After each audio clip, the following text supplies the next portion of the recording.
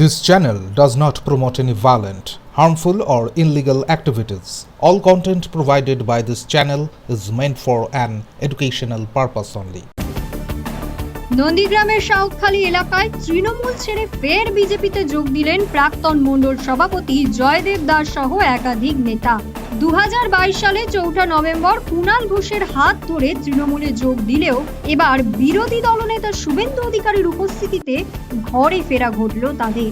জয়দেব ঘোষের অভিযোগ, মামলা তুলে নেওয়ার প্রতিশ্রুতিতে তৃণমূলে যোগ দিয়েছিলেন, কিন্তু মামলা না ওঠায় তৃণমূল কর্মী হিসেবেই সেগুলি টানতে হচ্ছে, যা লজ্জার। সত্যি কথা বলতে আমরা তো বিজেপিটা হৃদয় দিয়ে করছিলাম, আর বিগত এই যে 2-3 বছর তৃণমূল কংগ্রেস কখনোই পারিনি হৃদয় দিয়ে দলটা করতে।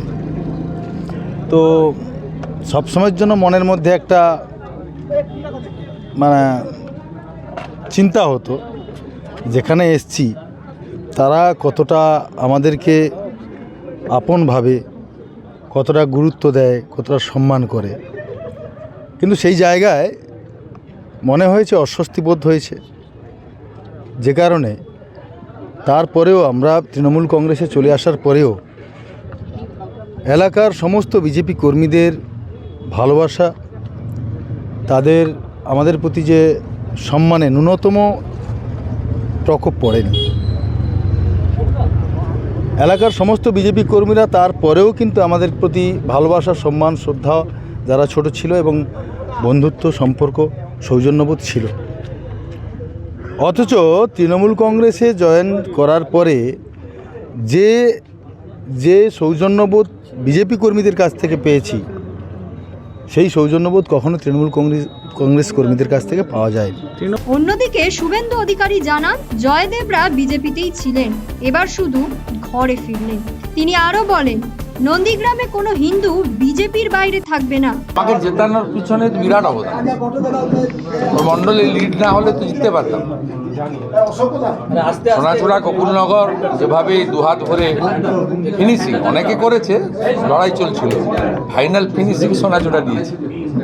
সোনাচূড়া, গোকুলনগর, ও শুধু তাই নয়, পঞ্চায়েতও ব্যাপক জয়, ওই এলাকার মানুষ। এটাকে আপনি ঘরে ফেরাই বললাম। এরা কোনো আমি বিজেপিতে এসেছি 5 বছর প্রায়, তার আগে থেকে এরা বিজেপি। এবং দ্বিতীয়, আমাদের এখানে একটা প্রসেস চলছে, আমরা সমস্ত হিন্দুদের একত্রীকরণ করছি। এই ঘটনাকে কটাক্ষ করে তৃণমূল নেতা বাপাদিত্য গর্গ বলেন, তৃণমূল পবিত্র গঙ্গার মতো, নেতিবাচক মানসিকতা নিয়ে কেউ এলে ভেসে যাবে। জয়দেব দাস দীর্ঘদিন তৃণমূল কংগ্রেসে সক্রিয় ছিলেন না। তৃণমূল কংগ্রেস হচ্ছে পবিত্র গঙ্গার মতো, অনেকে ভেসে আসবে।